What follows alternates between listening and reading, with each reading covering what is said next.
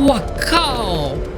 哇靠！怎么忽然就冒出一个没有公布过的80年代风格双人成型啊？嘿，各位 bro， 你知道吗？本周五任天堂发表第三方直面会，公布了一大堆即将在今年登上 Switch 平台的第三方作品。我知道各位大大日理万机，业务繁忙，所以就没有工作的小弟我来为各位整理一下有哪些值得关注的作品。丑话说在前头 ，Dark Blood，我是说 Dusk Blood 没有新消息。以下列出的游戏呢，我会尽量以他们在 eShop 或 Steam 公开的价钱为主，希望给大家一点参考哦。这款《轨道双子星》作为每任的开场游戏，绝对是这次直面会中的一大亮点。这是一款刻意模仿80年代动画风格的双人动作游戏，描述为了阻止宇宙风暴 ，Maki 跟 Omura 两位幸存者展开的冒险。从游戏目前释出的画面来看，玩法上应该是围绕着3大道具废料钩、液体发射器、火焰喷射器展开，并且在特定关卡会有一些限定的操作，比如说玩家一人操作飞空艇的方向，一人操作炮台之类的。在双人合作游戏的领域，双人成型珠玉在前，轨道双子星要怎样超越这款双人游戏神作，将会是接下来观察这款游戏的一大重点。双人成型强调的是变化性，在每一关都有完全不同的娱乐体验，让游戏的玩法层出不穷。而轨道双子星看起来则是更专注在基础玩法，靠着3样道具的化学反应过关。坦白说，我觉得后者会更要求关卡设计师设计出有趣的玩法，比如说像旷野之息、王国之类，都是用几个基本的元素，藉由组合之后发挥出不一样的效果。而如果关卡设计变化不够丰富，玩家就会感到重复作业，一直在用差不多的方法解谜。所以接下来最重要的是，轨道双子星会在关卡上拿出什么样不同的玩法。这是游戏开发商 Chef-From 推出的首款游戏，不过他们可不是游戏新人。我稍微做了点背景资料搜寻，制作团队曾经参与《碎发枪黎明之尾》、Van 还有捷克武士等游戏的开发，而轨道双子星就是他们野心满满推出的第一部作品。这款游戏是 Switch 2独占游戏，只有在 Switch 平台才能游玩。另外，游戏支援游戏分享功能，只要一名玩家买的游戏，就可以让另一位 Switch 或 Switch 2玩家一起线上或线下游玩。所以在购买的时候，可不要不小心买了2份哦。卡普空的新作《人机迷网》是全平台制霸游戏，也确定会在 Switch 2平台登陆。届时要选择哪个平台，更取决于你是重视画面精细度，或者能够随时携带的便利性。故事讲述西欧威廉斯在调查月球设施时受伤，遭到机器人的攻击，但是在他身边有着一名人造人女孩戴安娜保护他。两人必须一起携手合作，在由机器人控制的月面基地杀出重围。从目前的预告片可以看到，修在故事中会与戴安娜一同成长，发展经典的机器人自我意识萌芽的故事。我只能说，小孩加大人还有机器人自我意识成长这种剧情，永远都是万年不败的经典桥段。我非常期待这部作品之后会呈现出什么样的故事。相信我，不可以严厉斥责，严厉斥责，大力斥责，大力斥责。虽然单听描述跟《轨道双子星》很像，不过这款游戏是要玩家一个人要操作2名角色进行战斗，修负责传统射击游戏打枪的部分，而戴安娜则是可以借由骇客能力侵入机器人，露出弱点，让修能够更快速的打倒敌人。这个玩法让我不禁想起桂正和老师参与的作品《星际锁链》，那款游戏也是玩家要一人操作2只角色，但玩起来实在非常有趣。虽然对于新人来说，操作看上去很容易手忙脚乱，但那可是动作天尊卡普空啊！其实《魔物猎人荒野》后续更新翻车，但是它操作机制的底子就摆在那里，能出什么问题呢？游戏目前在 eShop 上也已经释出了 demo， 有兴趣的玩家可以先上去玩玩看，体验一下这款游戏的操作手感如何，再决定要不要买入。《的士人鱼物语》是由 Square Enix 推出的文字悬疑冒险游戏《零式译文》最新作，将会登入 Switch、iOS、安卓平台。虽然跟其他大作比起来，画面看上去并没有那么突出，但整体美术风格跟故事非常吸引我，所以我决定把它放在这边介绍。故事讲述作为海女的少年水口永佐在海里看到另一个自己，就此与个性鲜明的许多人物展开了一场悬疑的推理故事。这类游戏最重要的就是叙事，但很遗憾，小弟我没有玩过零式译文系列的其他作品，所以无法向各位推荐或不推这款游戏。我只能说，大家可以先关注起来，毕竟这款游戏不到2周就要发售，到时候可以先看网络上的评价，再决定要不要冲一波。或者我觉得我到时候可能会脑波弱，你也可以等我玩完之后发表心得。接下来是万众瞩目的《恶灵古堡9安魂曲》，即将于2月27日发售。如果你最近没有什么游戏想玩的话，我觉得从19号的《异世人鱼物语》开始，直接接27号的《恶灵古堡9》是个不错的选择。这次的游戏会以里昂篇跟葛雷斯篇2个视角展开游戏。里昂篇嘛，你知道的，只要里昂手上有武器，该害怕的是僵尸。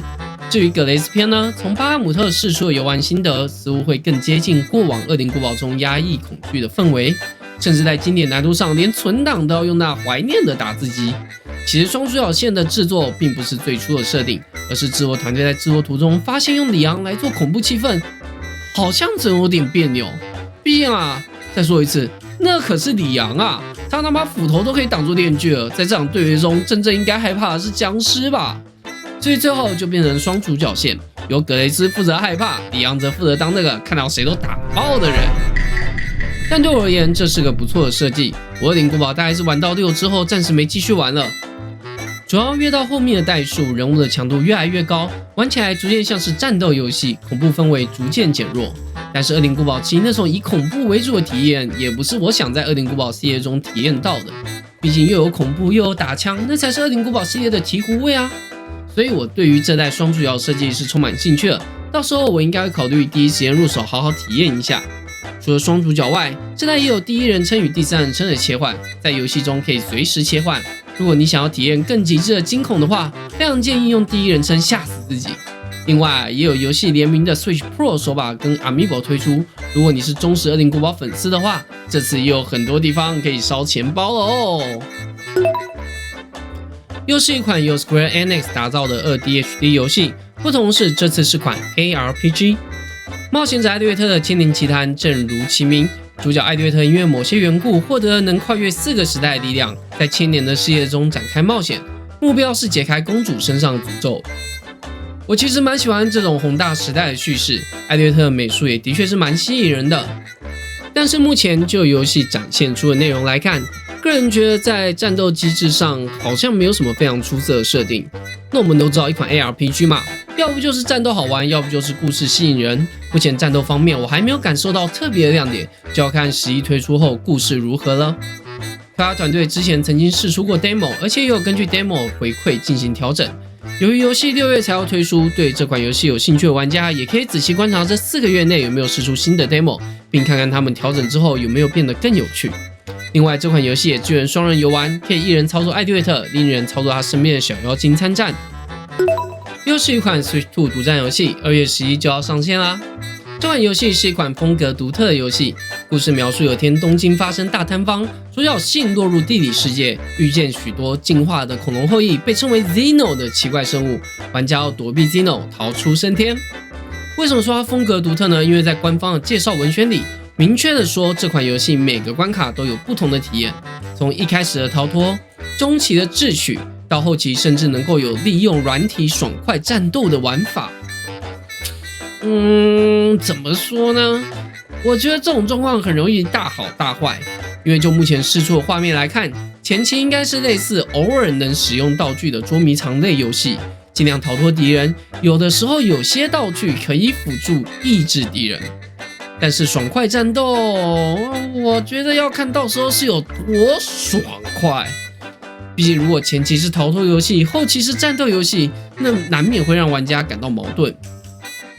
另外，游戏有一些特殊的尝试，就是玩家可以用游戏分享功能，最多4名玩家一起参与游戏。但有点微妙的事情是，这个分享游玩功能是让4个玩家分别控制人物移动、动作、应用程式跟相机。不是你要这种4人同乐功能，除了叫4个统神来操作呼骂之外，我是想不到乐趣在哪又舔最帅！之前我在玩异界锁链的时候，由于视角会被2P 抢走，玩起来就已经很不舒服了。现在你说你要尝试4个操作分别给1个玩家玩，这个点子听起来感觉就不太 OK 啊，很像是游戏产业刚开始的时候高层一拍脑袋想出来的奇特玩法。总之 Tokyo Scramble 很便宜，或许可以先关注起来。不过我不太建议大家第一时间入手。游戏的主题虽然蛮吸引人的，直面会上的预告片看起来也不错，但整体来说，这款游戏给我一种开发商也不太清楚自己要做什么的感觉。为了避免踩雷，我建议大家等风评下来后再考虑考虑。好啦，我个人觉得比较值得关注的星座就列出这些啦。除此之外，也有一些其他星座，比如说像实况野球2026版要出了，但目前释出资讯没有很多。大家可以关注一下它之后有没有出 WBC 模式。但丑话说在前头，以往世界赛模式呢，实况野球都是只有 NPB 的授权球员会用本人出赛，其他国家的球员都是用虚拟角色，所以不见得会那么拟真。而且这款游戏只有日文哦。另外就是数码宝贝星座、足球小将翼星座、魔物猎人物语3等等作品都会一一上架。其中《魔物猎人物语3》有 demo 可以玩，大家也可以去下载玩玩看。如果大家有感兴趣的作品，也可以尽早关注起来。以上就是今天的节目内容，别忘记按赞、订阅、留言、分享，多多支持我卡多卡多小说频道。我是柚子，我们下次见，拜拜。